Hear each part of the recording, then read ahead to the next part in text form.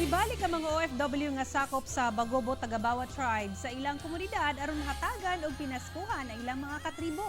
Ano ang detalye? Sa pagpanguna sa mga OFW ug uban pang nagmalampuson sila mga career nga gikan sa tribong Bagobo Tagabawa, gipahigayon ang gift giving alang sa ilang mga kataladi. Kuan po sila og makadaot po sila mga panalangin gikan sa mga kataladi nato mga OFWs nga mo'y nagsuporta. Gawa sa mga bata nga nakadawat silang pinaskuhan, lakip na mga ginikanan, giyatagan usab og regalo. Sir, salamat kaayo sir. Yung mga panalangin niabot sa amo karong adlaw. Oh sir, dako kayo may pasalamat sir ba. Nalipay kayo may banga. Nangatag mo ka, kalipay sa mua. Nya labi na sa amo ang mga estudyante. Dako kayo katabang sa amua sir. Sa mga nadawat nga grasya, gipasalamatan kini pinaagi sa pagpaambit sa ilang talento.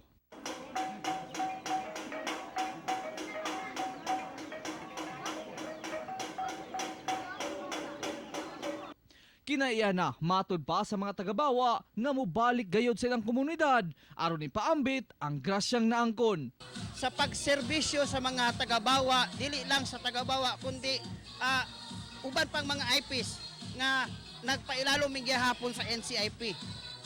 Kauban si Melchor Awing sa kamera, ako si Real Soroche para sa One Mindanao.